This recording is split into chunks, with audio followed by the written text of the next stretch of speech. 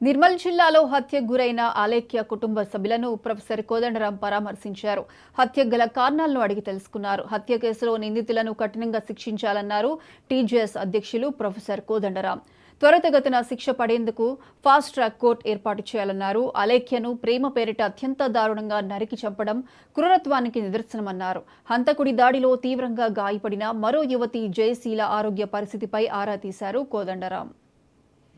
ఘటన అత్యంత దురదృష్టకరమైనటువంటి సంఘటన ఇది.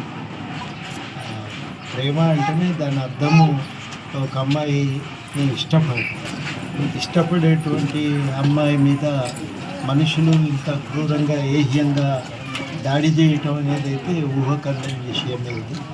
ఆ రకంగా దాడి చేస్తున్నారంటే ఇది ప్రేమ కాదు, ఒక రకమైనటువంటి ఒక వస్తువుగా అమ్మాయిని అనుభవించాలనే ఆలోచన తప్ప మరొకటి లేదనేది దానికి స్పష్టంగా తెలుస్తాం.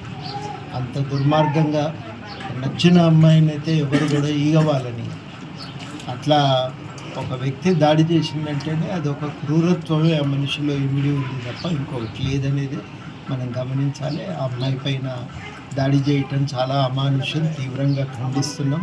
ఇట్లాంటివి పునరావృతం కాకుండా చూడాలని కూడా కోరుతా ఉన్నాం. మరి ఏం చేయాలో అవి అన్నీ కూడా ఒకటి ఆలోచన చేసి సమగ్రంగానే ప్రభుత్వం నివారణ కోసం చర్యలైతే దృష్టిలో తీసుకొని రావాల్సిన అవసరం ఉంది. ఇప్పుడు ప్రత్యేకించి మేము అడిగేదైతే ఆ అమ్మాయికి న్యాయం జరగాలి, ఒక ఫాస్ట్ ట్రాక్ కోర్టు ఏర్పడాలి. మరి ఇప్పుడు ఈ అమ్మాయి కూడా దాదాపు చెయ్యి బాగా గాయమైపోయింది. మరి అది పనిచేస్తుందో లేదో అనుమానాస్పదమైంది.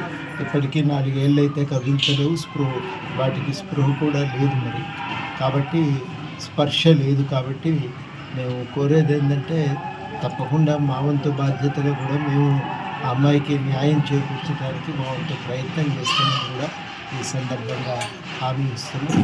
ఇట్లాంటివి ఘటనలకు ఎవరు కూడా పాల్పడవద్దని యువకులకు మేము విజ్ఞప్తి చేస్తున్నాం. మనిషి మీద ఇష్టం ఉంటే ఆ మనిషిని రక్షించడానికి ఏమైనా చేస్తాడు, తనంతాను గాయపరుచుకుంటాడు, కానీ ఈ దాడికి దిగటం అంటేనే అదొక పాశవిక.